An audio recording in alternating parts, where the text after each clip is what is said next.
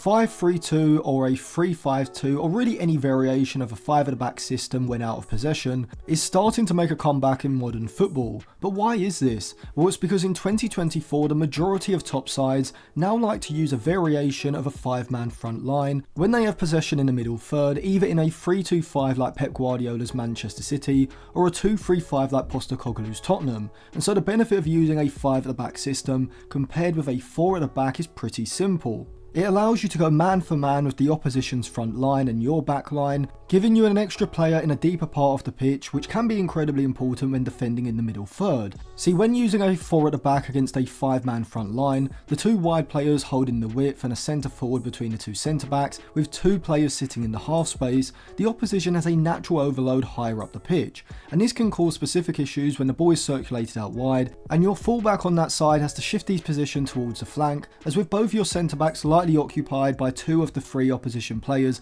in that central area, this puts you at risk of an underlapping run between your centre back and fullback, and so most of the time you are heavily reliant on your central or wide midfielders dropping back into the back line to track the over or underlapping runs. However, in a back 5 system, the wing backs can shift over to a wide position, knowing that with an extra centre back in the back line, this space is not going to be created, and even if one of the opposition's front 5 does look to make a run, because your centre back is starting behind him rather than the central midfielder who would be in front of him, it becomes a lot easier for your player to see the movement and then track the run. However, from a defensive point of view, having an extra player in your back line does of course mean you have 1 less player in your midfield and forward lines, 5 players distributed in a 3-2 shape rather than 6 in a 4-man midfield behind the front 2. And so this means that with 1 less player in the midfield line, you are affording the opposition a greater amount of space in wider positions. However, I think this is the best way to go, as if you are going to give the opposition space somewhere, which you do have to do, the least dangerous position on the pitch is going to be in these wider positions, and so that is why in the 5-3-2 defensive shape, your midfield and front line will sit very horizontally and vertically compact in a pentagon shape of sorts, protecting the centre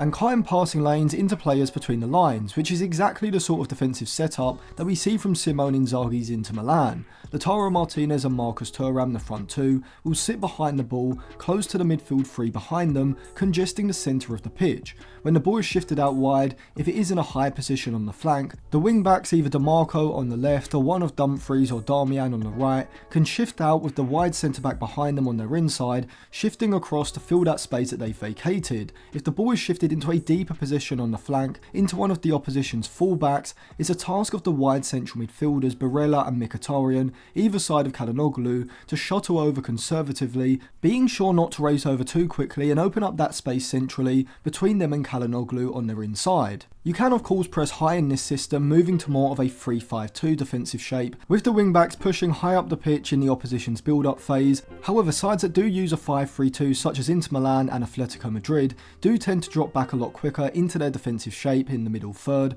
compared to teams that use a 4 at the back system, as the 5-3-2 with an extra player in the back line is a lot more conducive to a deep, compact and more passive defensive shape in your own half. Now in possession, you are sacrificing an extra player on each flank. However, not only are you able to retain 3 central midfielders, but also a front 2 as well. This is why a 5-3-2, which becomes a 3-5-2 in possession, does favour a more direct, quicker transition in attack, and we see this from Inzaghi's Inter Milan with the use of long direct passes from deeper central midfielders like Barella and Calhanoglu, looking to release the powerful runners of DeMarco and Denzel Dumfries up the flanks, or Inter Milan can look to utilise the front 2 by either playing passes down the channels for Thuram to run onto, or opt to play into Lautaro Martinez's feet as he counters Thuram's movement in behind by dropping into the space behind the opposition's midfield line. And this is the benefit of a 3-5-2 compared with a lone striker system like a 4-3-3 or a 4-2-3-1, as with 2 strikers you can get movement from central positions